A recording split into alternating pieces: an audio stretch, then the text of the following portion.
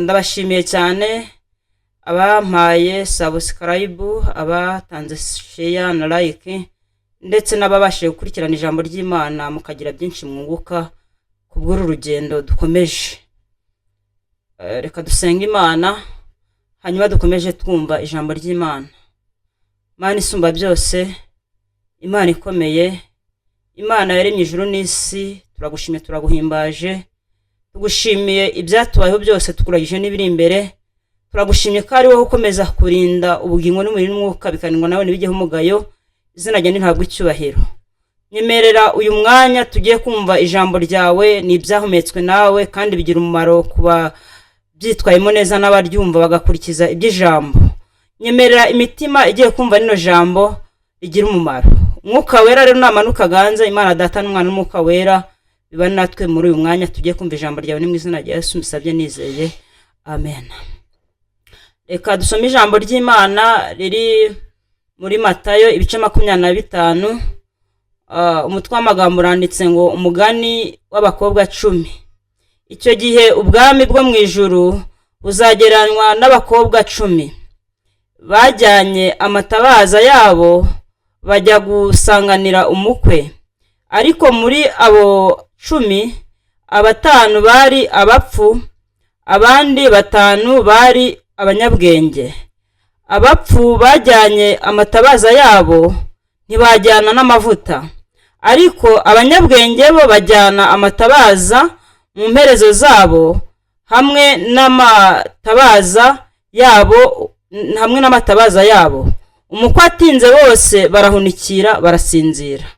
Ariko nijoro mu gicuku habaho urusaku ngo umukwe araje. Nimusohoke mumusanganire. Maze ba bakobwa bose barahaguruka baboneza amatabaza yabo. Abapfu babwira abanyabwenge bati, nimuduhe ku mavuta yanyu, kuko amatabaza yacu azima. Ariko abanyabwenge barabahakanira bati, oya, ntiyadukwira twese, ahubwo nimujye mu bahanjuzi muyigurire. Bagiye kugura umukwe araza. Abari biteguye binjira we mu bukwe, urugi rurakingwa. Hanyuma ba bakobwa bandi nabo baraza barahamagara bati, nyakubahwa mudukingurire. Nawe arababwira ati, ndababwira ukuri yuko ntabazi. Nuko mube maso kuko mutazi umunsi cyangwa igihe Yesu naduhana umugisha. Iri jambo rivuga ku bakobwa 10. Twumvishemo 5 b'abanyabwenge na 5 b'abapfu. Niko Bibiliya yabise yuko yabise abakobwa 5 b'abanyabwenge n'abandi 5 b'abapfu. Hanyuma havugwamo abakobwa bose ko bari bafite amatabaza arimo amavuta. Uko ijambo ry'Imana ritubwiye ko bari bagiye gutegereza umukwe, bari biteguye nyine, birumvikana bari bagiye mu bukwe. Hanyuma y'ibyo Bibiliya nyine bano bakobwa 5 yishe abapfu nabo bari bafite amatabaza arimo amavuta. Yesu nashimwe cyane. Hanyuma ngo igihe kigeze baragenda bajya mu nzu yo kwiteguriramo umukwe bamutegereje bafite ya matabaza. Birangira umukwe atinze. Hanyuma ngo atinze birangira bose bahunikiye. Uko Bibiliya yavuze ko 5 b'abanyabwenge bafashe amatabaza yabo arimo amavuta, barangije bafishira n'amavuta ku ruhande. Yesu atugire neza cyane, birumvikana bari biteguye rwose, bari bafite ibikwiye. Hanyuma n'abandi nabo biragaragara ko bari biteguye, bose bari mu rugendo rumwe rwo kwitegura umukwe kagomba kuza, bakamwitegura nyine akagendana nabo.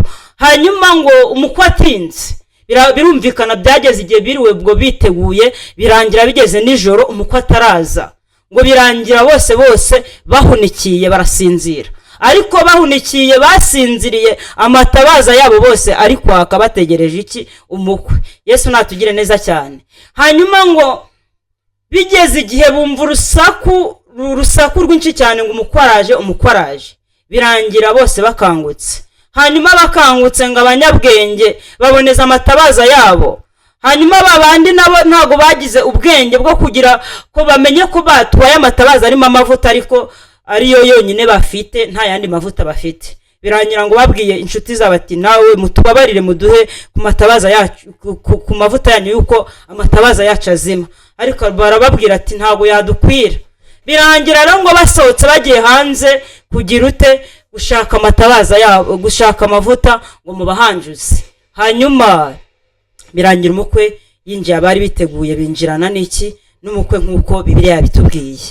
Hanyuma nyine ndimo ndavuga kuko agaciro ari amavuta. Agaciro ni amavuta bene data. Birashoboka ko waba uri muri korali ufite ijwi ryiza rwose uririmba bikunda, ariko udafite amavuta, ufite itabaza ritarimo amavuta.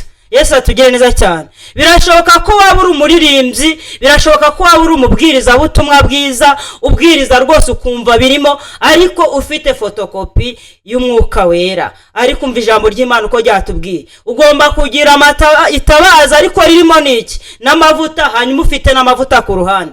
Hari ukuntu abantu bavuga ngo insengero zarafunzwe. Umutima wawe ntago ufunze bene data, reka mbabwire agaciro ni amavuta.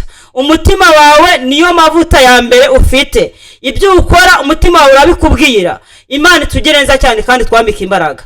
Ijambo ry'Imana ritubwiye ko agaciro ari amavuta. Bano bakobwa batanu bari biteguye ngo umukwe baraje, babinjiranye n'umukwe. Yinjiranye n'umukwe baragenda bakomeza ibirori byabo biba byiza. Ndimo ndakubwira wowe uri mu murimo. Birashoboka ko uri mu murimo w'Imana rwose, urimba bikemera abantu bigaragara ko ufite imbuto. N'aba bakobwa bari bafite amatabaza bayaboneje ariko barasinzira. Birashoboka ko abantu bakureba kuri umuririmbyi ufata mikrofone rwose waririmba ukabona ni byiza. Birashoboka ko waba ufite Bibiliya ubwiriza ariko ibiri muri iri jambo ry'Imana utabikurikiza. Yesu natugire neza cyane kandi atwambika imbaraga. Umva ko ijambo ry'Imana rikubwiye bigusaba ko ufite amavuta.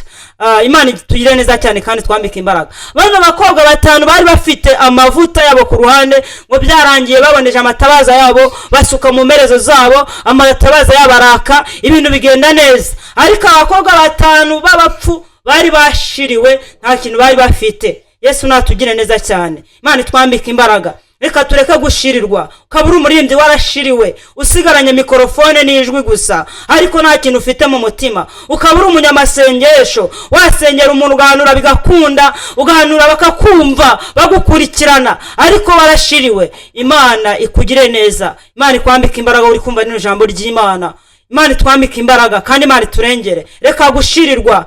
Nukuri reka gushirirwa. Byashoboka ko waba ufite itabaza ariko udafitemo amavuta. Warashiriwe.